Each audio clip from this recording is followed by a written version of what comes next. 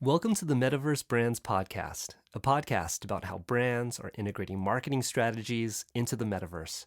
Join me, Stephen DiPianco, as I interview innovative pioneers behind some of the metaverse's biggest and best brand activations.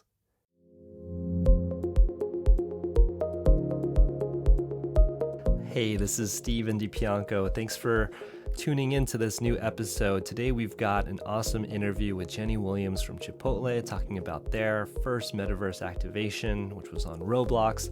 So enjoy the episode. All right. Thanks so much for joining me, Jenny. Welcome. Thank you so much for having me. I'm excited. Awesome. So want to just sort of set the table, give listeners a chance to know more about sort of you, where you're coming from. So yeah, where do you work and what do you do there? Sure. So I work at Chipotle on the social and digital team. I lead a lot of our work in Web3 and the metaverse with a big group of passionate internal and our agency teams. I also lead our cultural activations for some of our biggest moments on the calendar, including things like new menu items, brand campaigns, and something that we call Chipotles, which are essentially our national holidays and promotions. Some of them you may have heard of, like Burrito, National Burrito Day, National Avocado Day, and Cinco de Mayo.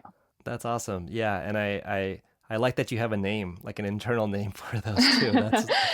We do. That's Chipotles is definitely one of our favorite terms around here. that's great.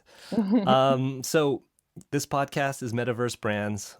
Really want to dig into brand activations, how brands are showing up on metaverse platforms. So yeah, would love to hear what was Chipotle's first metaverse activation. Yeah, so it was actually last Halloween we debuted the burrito maze on Roblox. Awesome. And yeah, tell us more about that. Like, what was that experience like? What did users experience? And then, kind of what was the origin story of this project? Yeah, the origin story is one of my favorites, and happy to provide some more color. So it's kind of twofold. Everything that we do at Chipotle, and especially on our social and digital team, is we really start with the consumer and real insights. We really go where our consumers are, where new consumers are, and create experiences based on what they want. So through social listening and researching Roblox, we actually saw that the community on the platform was creating Chipotle-inspired games, virtual items, and more. And the community invited us, and they wanted us on the platform. So, we knew that we needed to find a fun and authentic way in. We were really passionate about Roblox. We believed in it. We loved the community, and all those things started to come together. And then, as chance would kind of have it, burrito was something that was coming up for us. And a little bit of background on burrito, at the time it was a 21-year-old tradition where consumers could actually show up in costume at a real life Chipotle on Halloween. So, and if you did, you could receive a free or discounted burrito. So you might be you're familiar with this. And if you're like me, definitely did this a lot in high school and college.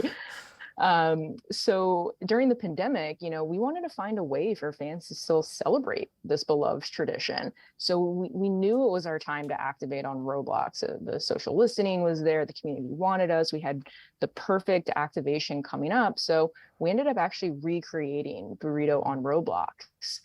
Fans were able to actually dress up in costume and visit our virtual Chipotle location. So last year from 10/28 to 10/31, the first 30,000 people and players who dressed up in costume and visited our virtual Chipotle location received a free burrito code in real life. And after visiting the restaurant, fans could actually explore the burrito maze we created. And if they made it to the middle, they unlocked free and exclusive virtual items. So it was just such a fun activation to work on, and definitely one of my favorite things to talk about. Cool. So it sounds like there were a few different components. So there's the sort of giveaway part of it. There was Mm-hmm. also like dressing up, the ability Mm-hmm. to dress up, and that was part of like the user experience. Can you explain how that worked? Yeah, so really true to the tradition, we actually created Chipotle, themed costumes. We created things like the spicy devil, You could dress up in a burrito mummy. We had things like Walkenstein. So we had really, really fun with the costumes that we could provide to the community who actually showed up. So once they, spawned into the world, they, were able to select different costumes and then go into our virtual restaurant and talk to the cashier. And if they were a part of the first 30,000 people who actually did that, they were rewarded with a free burrito. So we were really able to kind of take this in real life beloved tradition and recreate it. And then on top of that, didn't just stop there. We wanted to make sure there was a really fun and engaging experience to go along with it, which was where the burrito maze kind of entered the chat. And it was this really just fun, intricate maze that you could explore, and you had to you had to collect the real ingredients that gave you superpowers to get around some spooky monsters. And if you made it to the middle of the maze, you unlocked really fun virtual items. So those are kind of how the two experiences work together and tied together. Very cool. Yeah, I think it's so interesting when we think about just these, a brand and how does it show up on a metaverse platform, and when you layer in Halloween and it's like costumes, and then what was your favorite costume of the ones that you had there? Probably the burrito mummy. Just he's so cute. And it's just, actually some of these costumes were inspired by historic burrito creatives. So our fans kind of already had a sense of who some of these characters were. So there's a lot of thoughtfulness that kind of went into the different costumes. And I would definitely have to say the burrito mummy. And then we ended up actually creating something called a burrito buddy for one of our later experiences. So we have a lot of fun with the burrito around here.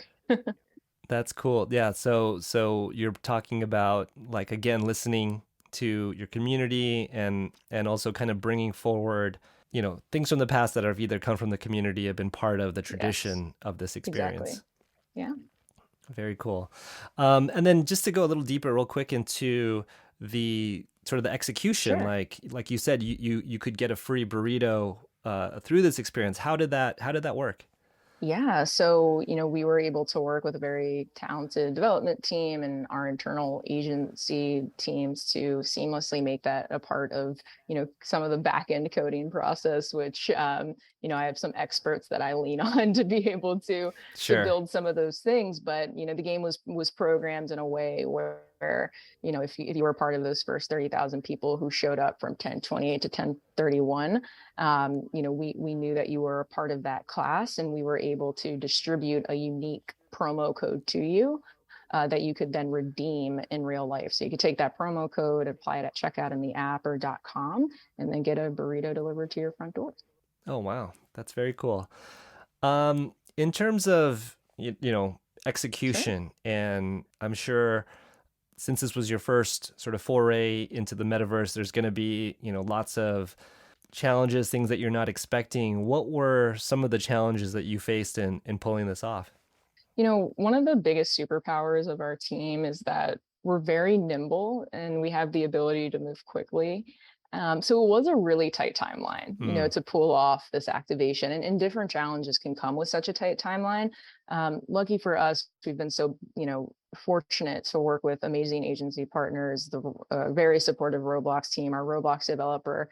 We all were just so passionate about the idea and the project that we were just able to come together, have a lot of fun, and be able to pull it off in such a tight timeline. So we were able to make it happen and create a really fun experience during that tight timeline process. Yeah, I'm sure. Yeah, that can make things super stressful, but I imagine kind of hey, who doesn't love burritos? I love burritos.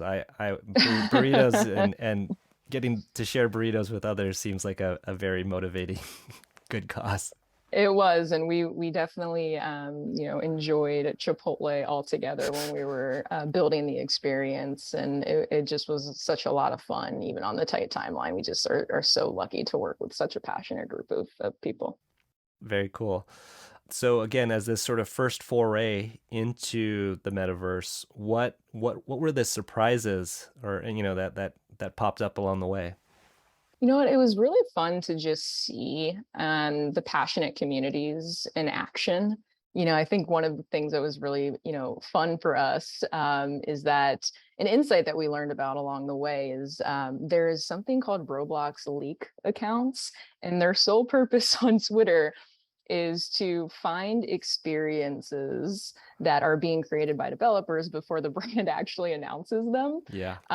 So we found that community during the process. So even a little bit before we even announced, some of those accounts actually found out that Chipotle was coming to Roblox and saw some of the creative and some of the virtual items. And we were surprised by that, but then Yeah. we were quickly like, we're going to turn this into a really big positive and have a lot of fun with it. Mm. So we actually ended up treating it like a pre-hype phase before our press release ended up being announced. So we just had so much fun interacting with some of the leak accounts and actually kind of using it to our advantage a little bit and just getting to know the community like, hey, we're in on this too. And, we appreciate you guys, talking about this. And they were really excited about it. Like the community was just so excited that Chipotle was coming. So we just ended up having fun with it and kind of turned it just into like a pre-hype campaign. So that was a lot of fun. That's cool. Yeah. Was there just sort of what was the initial reaction though? Was it like, "Oh no, this is terrible," or I don't know.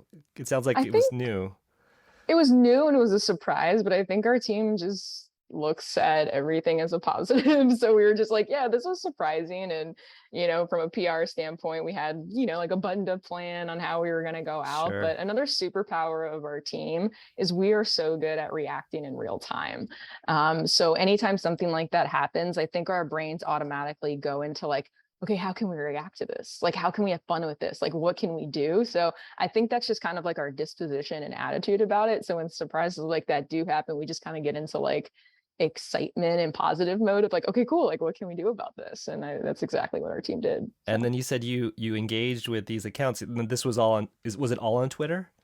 yeah, a lot of it was on Twitter. There's definitely a really big Roblox community on that platform. So Gotcha. And this was from the main Chipotle account engaging with them. mhm. Yeah, yeah. Cool. Very cool. So this campaign was your first campaign. How did this campaign perform? How successful was it? And Sure. how did you measure success? Yeah. So, we were able to accomplish many brand and business objectives, making it one of our biggest marketing campaigns. And we really were able to merge the business and the brand together on this one and had such amazing engagement from the Roblox community on that platform. So, the launch of Burrito Maze on Roblox ended up helping drive our largest digital sales day of all time on 10/31 of last year. We had, the most PR impressions we've ever had of all time, over 4.5 billion. Chipotle was also the 10th most searched term on Google last Halloween, which Oh, which wow. was a fun one. And then, from a Roblox standpoint, I mean, we have over 8 million gameplays year to date, and nearly half of those are unique. So we had this really amazing blend of business success, brand success, and then Roblox platform success. Yeah. So it was kind of like this triangle offense that came together of sorts, and it was one of those campaigns that really fired from all cylinders, and was just such a fun one to recap for our group. Yeah, and I got a chance to hear you present about this at VidCon, and there was this sort of like you were able to kind of capture lightning in a bottle with just like this circumstances with Roblox. Could you just share that story? Yeah, totally. So, I mean, it was funny, right? Like the Roblox community really wanted us on the platform, and it started from this insight of, oh my God, the community's making all these Chipotle themed games. Burrito is such a fun tradition. We're in a pandemic. We want to make sure that our fans and our new fans are able to experience. And these two things just kind of came together.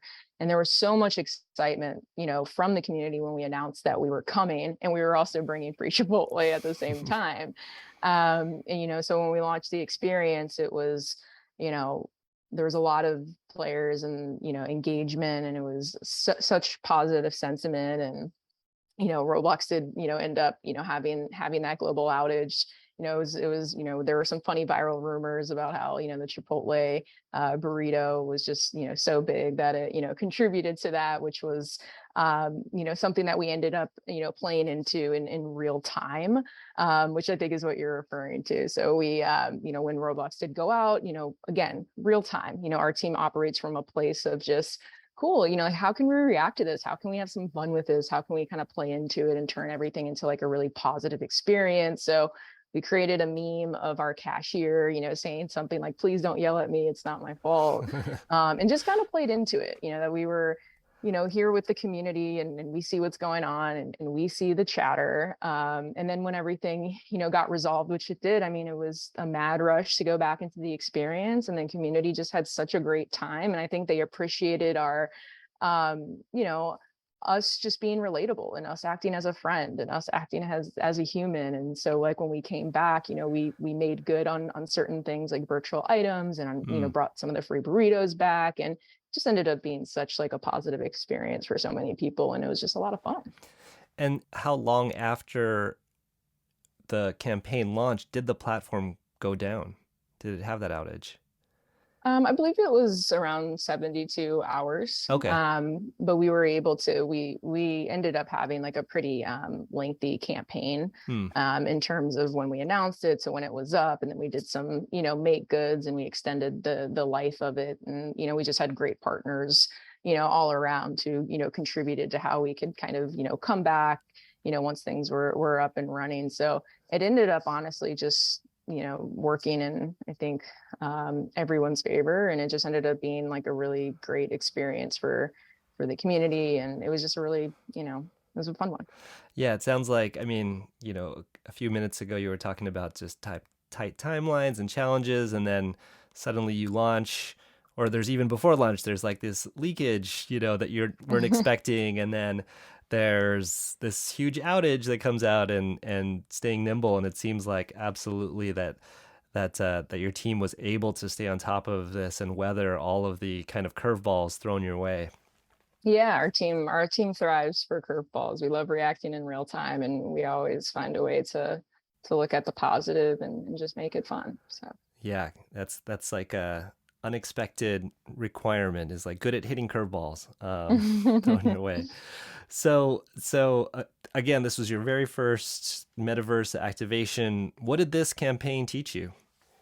yeah, I think it really reinforced the power of community, and how important it is to use real insights and add value to communities by creating fun experiences, and experiences that the community actually wants.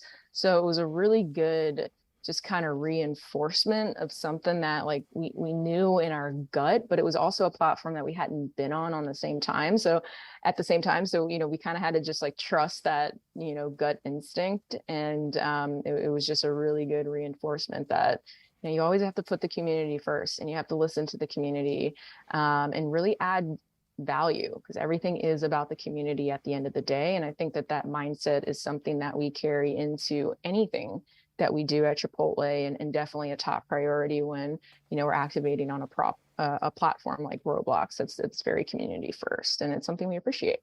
It sounds like there was a ton of value. So it was not only like the burritos, which is awesome, but then also like the within the maze, the free virtual items that you could unlock, all of that stuff, which I know is super important to the community. So showing up right out of the gate in a way where you're bringing tons of value to the community, that seems like, yeah, a great approach. Yeah. So this campaign, it sounds like lots of moving parts. It definitely evolved as it went along with all these curveballs. What part of this campaign are you most proud of? I think just the teamwork. We're really lucky to work with really passionate internal folks at Chipotle, our agency teams, to our Roblox partners, and Roblox developers. And I think our teams just all work really well together. And we just, have a lot of fun in the process. And, to be able to launch on a brand new platform for the first time in a tight timeline, and, having it turn into what it turned into, I think the the number one thing that I always am just really grateful for is the team and the passion that's on the team to be able to even accomplish these types of things and to come together and to make them happen. And I just imagine that there's like that passion is important and that alignment is important, but it's when it's so new that it can be hard to for even some people who, don't understand the space and just challenges like how do you get people up to speed? How do you get that alignment when it is so new and maybe not everybody's in the same place? Sure. I mean, there's a little bit of education, for sure. I think the main thing is like we have a very supportive, innovative spirit Hmm. at Chipotle, from, leadership to everybody who works, um, cross-functionally to our teams. And we're very grateful and in a really great position that we just as a, brand really just prioritize taking risks and doing new things and always being innovative. So I think it's just the natural DNA Mm-hmm. of being at Chipotle is we want to do these new things. Like we understand that, hey, like this is going to be a lot of testing and experimenting, but we have so much trust in the teams and the people who work at Chipotle that yeah, sure, there might be some unknowns here, but we trust our team. It's a passionate group of individuals. Everybody's really smart and loves coming together. And when we know that we have a good idea, we just know that we have it, and then we just trust our gut and our instincts, and we trust each other to make it happen. So we just kind of have that in our DNA here, and it's a very it's something that I'm very grateful for all the time. That's very cool. Yeah, it seems like, yeah, some organizations can fall in different parts of the spectrum on being more open to risk and innovation and all that comes with it than others. And so it's cool to see how that, is present within yours. Um, in terms of just Roblox and, that platform, you're saying it's your first time, activating on that platform. How has your view of that platform and the audience there changed? Because at this point, you've now done a couple different campaigns, you've had more Hmm. experience. So compared to when you started to now, how do you think about the platform and the audience? Totally. So I think, the past couple times that we've showed up, it's just really reinforced a few things. Roblox has a lot of scale, and we have a brand new audience and community on that platform. And it's really important, to continue to foster the community that we initially built with Burrito, but we have to consistently show up in a way that continues to add value to that community, that continues to grow the community. So we started with Burrito, then we, re-entered with Burrito Builder, which was a brand new world on National Burrito Day, where we tapped into the play to earn model. So fans could roll burritos, earn virtual burrito bucks, and then exchange those burrito bucks for a real burrito. And then we recently actually launched our newest menu item, garlic guajillo steak in Roblox, before anywhere else, giving Roblox players first access to try this new menu item and reward them for being a part of our community. And players could learn how to cook our new steak and earn a free entree with our new garlic guajillo steak in real life. And this ended up actually being a live ops update to Hmm. our pre-existing burrito builder world, and we Mm-hmm. created a new mini game called Grill Simulator. So I think, for us, it's just constantly reinforcing that we have a huge community on Roblox, and we have to show up consistently, for this community. We want to show up consistently for this community. We want to grow the community, and we want to add value to the community. And we just really respect the community and the platform. And, we're just really grateful, to be able to continue to show up and building relationships with this new audience that we absolutely are so grateful for. I like hearing the same themes that you're bringing up in terms of community, in terms of value, and delivering that, and then to your point about just like you don't show up and then you leave and you like, Mhm. okay, cool, that went really well. All right, we'll see you later, right? But it's about continuing to foster that community, show up in a way that's meaningful to them. So with just, again, the topic, the focus of this podcast is metaverse brands. For other brands that are thinking about, considering entering the metaverse, what advice would you have for them? Sure. And kind of just going back to the theme that we've been talking Yeah. about is to really put the community first, and to add value to the community. It's so important to use things like social listening and really doing research on the platform to, understand, the community, how they interact on the platform and how they already might be talking about your brand. And this will really help determine, how a brand can enter, when to enter, and how you might be able to add value back to the community. So it really, I think the secret sauce is just having a community first mindset versus this is the message that I want to convey, and I'm going to go to this platform because there's a lot of people there. I think that's where brands can kind of get into some trouble sometimes. It's like let's put the community first, and like let's see what the community really wants, and let's show up in a way that's really authentic to the community. So that's kind of how we always think about it, and what we try to prioritize. I'm glad that you referenced it as secret sauce too. That seems like a good way to talk about it. Yeah. All right. So sort of last section, have a speed round, have 3 sort of quick questions for you. Would love your take on it. So first one, what's your favorite metaverse platform? Roblox. All right. We'll stick with our theme. All right. Favorite metaverse game that is not your own? The Alo Yoga experience was really awesome. They definitely tapped into something new and unexpected. So I think we have a lot of just respect for that activation. Very cool. Totally agree. It's so strange to be playing something and then you're like meditating and closing your eyes. All right, last speed round question. If you could have anyone or anything as your avatar, what would it be? Well, so if you look at my Roblox avatar right now, I'm actually just dressed in like I get made fun of this all the time, but I'm actually just dressed in a Duke uniform. Okay. So I'm actually a huge Duke basketball fan. So if I were able to interact with a Roblox version of Coach K, who's, been the coach of Duke forever, that would be pretty cool. Okay, there you go. I thought you were going to say like a Blue Devil, but Coach K is probably a little bit better. Yeah. The mascot's cool too, but I would love to interact with Coach K virtually. That would be awesome. Yeah. All right. Well, thank you so much for joining. It's been awesome to do this deep dive into Chipotle. For people who are interested in learning more about Chipotle and following them, where can they check out Chipotle? Yeah, at Chipotle tweets, at Chipotle Instagram. We're on all of our different platforms. So we're looking forward to continuing to activate in Roblox and Web3 and just doing amazing cultural activations. Very cool. All right, Jenny, thanks so much. Awesome. Thank you so much for having me. Appreciate it. Take care. Bye. All right. Thanks once again to Jenny for joining us and sharing those insights. To me, there are a couple key takeaways from that conversation. Number 1, certainly the focus on community. Number 2, providing value. And then 3, I thought which was really interesting was this idea of curveballs. It's certain that when you're early into a space like the metaverse that you're going to face new challenges, and how effective are you and your team at being able to handle those unforeseen challenges, that surprises that pop up along the way. So very cool.